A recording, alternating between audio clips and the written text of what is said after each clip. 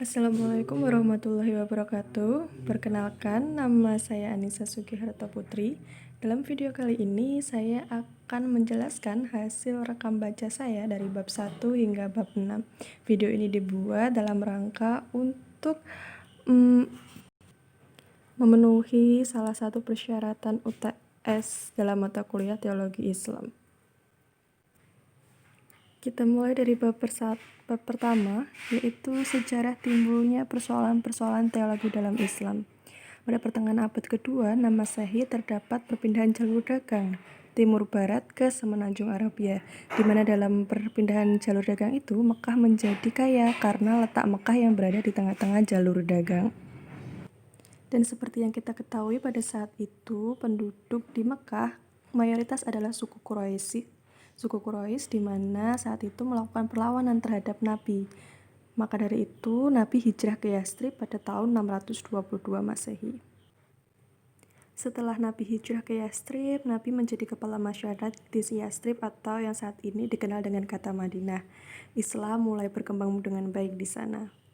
Pada tahun 632 Masehi, Nabi wafat. Pada saat Nabi wafat, masyarakat sibuk mencari pengganti. Dan seperti yang kita ketahui dalam sejarah, setelah meninggalnya Nabi Muhammad, di sana terdapat beberapa khalifah, yaitu Abu Bakar. Setelah Abu Bakar meninggal, wafat, digantikan oleh Umar ibnu Al-Khattab.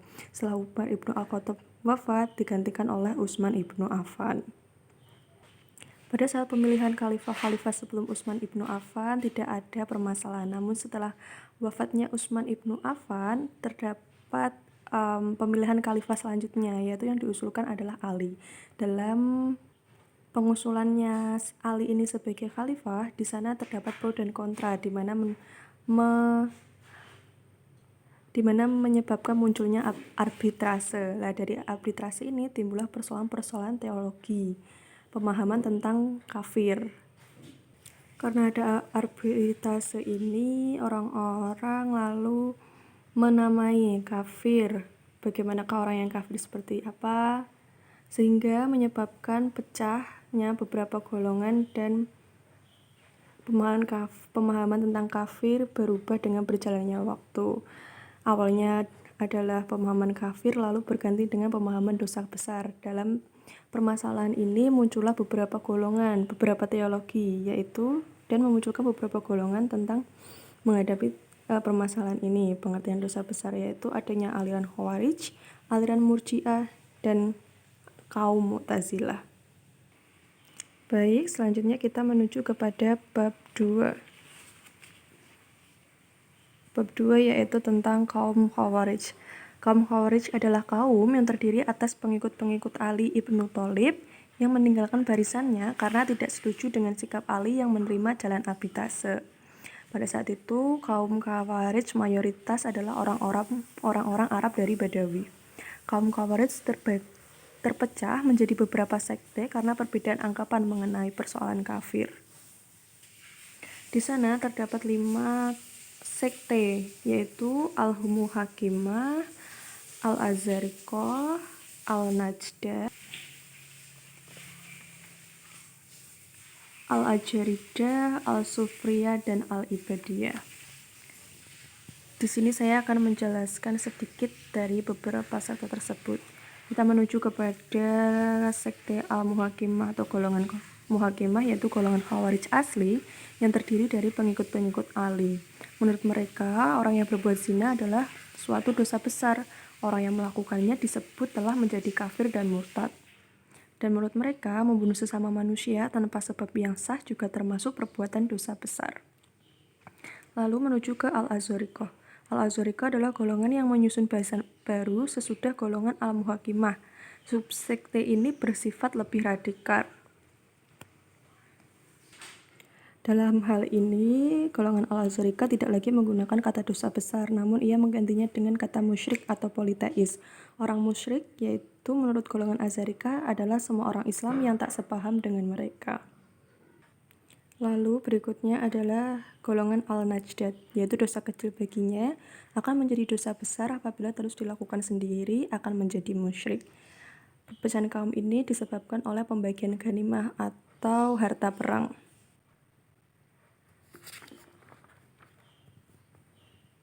Selanjutnya ada Al-Ajaridah. Kaum ini bersifat lebih lunak daripada kaum-kaum sebelumnya. Kaum ini memiliki paham puritanisme. Kaum ini tidak mengakui surat Yusuf sebagai bagian dari Al-Quran karena surat tersebut mengandung percintaan. Selanjutnya ada golongan Al-Sufriyah, yaitu merupakan golongan yang ekstrim yang dipimpin oleh Ziyad ibnu Al-Asfar. Dan yang terakhir ada golongan Al-Ibadiyah, merupakan golongan yang paling moderat. Golongan yang memisahkan diri dari golongan Al-Azarikah. Pemimpin kaum ini memiliki hubungan baik dengan Al-Hajjaj yang dimana memerangi golongan-golongan Khawarij yang ekstrim. Selanjutnya, bab 2 sudah selesai, kita menuju kepada bab 3, yaitu tentang kaum Murji'ah. Kaum Murji'ah yaitu golongan yang netral, dia tidak ikut serta dalam praktek kafir mengkafirkan yang terjadi antara golongan Khawarij dan Syiah pada saat itu.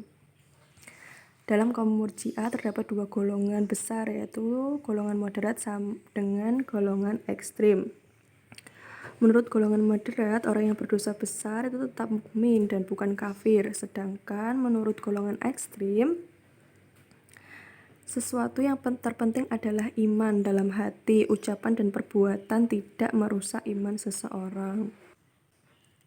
Kaum Murji'ah pada mulanya merupakan golongan yang tidak mau turut campur dalam pertentangan-pertentangan yang terjadi ketika itu dan mengambil sikap yang menyerahkan penentuan hukum kafir atau tidak kafirnya orang-orang yang bertentangan itu kepada Tuhan. Selanjutnya kita menuju ke bab selanjutnya, yaitu bab 4 Qadariyah dan Jabariyah. Oke, dalam kaum Qadariyah pendirinya yaitu Ma'bad al-Juhani dan Gailan al-Dimashqi. Qadariyah berasal dari pengertian bahwa manusia terpaksa tunduk pada qadar atau kadar Tuhan. Dalam faham ini, manusia merdeka dalam tingkah lakunya. Manusia berbuat baik atau jahat itu berdasarkan kemauannya sendiri. Di sisi lain ada kaum Jabariyah, di mana di sini sangat bertolak belakang dengan kaum Qadariyah. Kaum Jabariyah ditonjolkan pertama kali oleh Al-Jad ibnu Dirham dan disiarkan oleh Jahm ibnu Safwan. Jabariyah ini berasal dari kata jabara yang artinya memaksa. Dalam kaum ini berpendapat bahwa manusia tidak memiliki kemerdekaan dalam menentukan kehendak atau perbuatannya. Manusia mengerjakan perbuatannya dalam keadaan terpaksa. Manusia terikat oleh Tuhan. Jadi dalam faham Jabariyah ini manusia melakukan kebaikan atau kejahatan itu dikarenakan Tuhan telah mengaturnya sejak pada masa zaman-zaman sebelumnya, sebelum ia dilahirkan, seperti itu. Bab selanjutnya yaitu bab 5 tentang kaum Mu'tazilah. Kaum ini mendapat nama kaum rasionalis Islam karena kaum ini sangat menggunakan akalnya untuk dalam memandang suatu permasalahan. Jadi kaum ini lebih menggunakan akal atau rasional daripada aspek yang lainnya. Sebenarnya banyak telah dijelaskan di dalam buku tentang asal-usul penamaan Mu'tazilah ini. Seperti ada poin 1 yaitu Wasil yang berpendapat berbeda dari Hasan al-Basri. Ada yang mengatakan penamaan Mu'tazilah adalah karena suatu kejadian Wasil yang diusir lalu menjauhkan diri dari Hasan al-Basri. Ada pula yang mengatakan bahwa penamaan Mu'tazilah ini sudah ada sejak zaman Utsman. Sebenarnya untuk mengetahui asal-usul nama Mu'tazilah itu dengan sebenarnya memang sulit. Berbagai pendapat dimajukan ahli-ahli, tetapi belum ada kata sepakat antara mereka. Yang jelas ialah bahwa nama Mu'tazilah sebagai designati bagi aliran teologi rasional dan liberal dalam Islam timbul sesudah peristiwa Wasil dengan Hasan al-Basri di Basrah. Oke, jadi Wasil ibnu Atta adalah orang pertama yang membina aliran ini. Ajaran pertama Wasil ialah al-manzilah bain al-manzilatain, yaitu menduduki posisi tengah. Orang yang berdosa besar bukanlah mukmin bukanlah mukmin ataupun kafir. Dia tidak mukmin dan tidak kafir. Lalu ajaran kedua Wali Ibnu Atta adalah paham Qadariyah. Ajaran ketiganya yaitu peniadaan sifat-sifat Tuhan atau al-tauhid. Bagian lainnya yaitu ada al-adl tentang keadilan Tuhan, lalu al-wa'id yaitu janji baik, dan al-amr bi al-ma'ruf wa al-nahi an al-munkar. memerintah berbuat baik dan melarang orang berbuat jahat wajib dijalankan jika perlu dengan kekerasan. Ajaran-ajaran inilah yang terkenal dengan 5 ajaran dasar yang menjadi pegangan kaum Mu'tazilah. Lalu kita lanjut ke bab selanjutnya, yaitu bab terakhir, bab 6, yaitu bab tentang ahli sunnah dan jamaah. Pada tahun 827 Masehi, aliran Mu'tazilah diakui sebagai mazhab resmi yang dianut negara. Dengan berjalannya waktu, karena ajaran ini terlalu keras, aliran ini mengalami kemunduran sehingga ia mengalami minoritas. Pada saat inilah term ahli sunnah dan jamaah mulai timbul. Term ini menentang ajaran-ajaran Mu'tazilah. Term ahli sunnah ini terdapat 2 golongan, yaitu kaum Asy'ariyah dan kaum Maturidi yang menganut ahli sunnah dan jamaah. Mari kita bahas kupas satu persatu. Yang pertama yaitu kaum Asy'ariyah. Al-Asy'ari membentuk aliran teologi ini. Ia adalah mantan pengikut kaum Mu'tazilah selama 40 tahun, namun ia keluar. Alasan ia keluar ialah pada suatu ketika dia mimpi bertemu Nabi Muhammad SAW dan yang telah kita jelaskan dan telah kita pelajari di buku. Lalu ia merasa ragu dan tidak puas dengan ajaran Mu'tazilah. Setelah keluar, ia menyusun teologi baru, yaitu yang dikenal dengan ahli sunnah dan jamaah. Sunnah di sini artinya adalah hadis, dan jamaah di sini artinya mayoritas. Lanjut ke aliran yang selanjutnya, yaitu aliran Maturidiyah. Abu Mansur ialah pengikut Abu Hanifah. Sistem pemikiran teologi dari Abu Mansur termasuk dalam golongan teologi ahli sunnah dan dikenal dengan nama Al-Maturidiyah. Dalam hal ini, sistem teologinya menggunakan akal karena ia, seperti yang dikatakan tadi, yaitu Abu Mansur, yaitu pendirinya kaum Maturidiyah, ialah pengikutnya Abu Hanifah. Maka itulah yang melatar belakangi kenapa teologi ini menggunakan akal. Di dalam kaum ini terdapat beberapa persamaan antara Al-Asy'ari dan Al-Maturidi. Tapi tidak dipungkiri bahwa terdapat pula aliran Maturidi ini sefaham dengan beberapa ajaran kaum Mu'tazilah. Oleh karena itu, aliran Maturidiyah dibagi menjadi 2, golongan Samarkan dan golongan Bukhara. Golongan Samarkan yaitu golongan yang memiliki faham lebih dekat kepada faham Mu'tazilah, sedangkan golongan Bukhara adalah golongan yang memiliki pendapat yang lebih dekat kepada pendapat-pendapat Al-Asy'ari.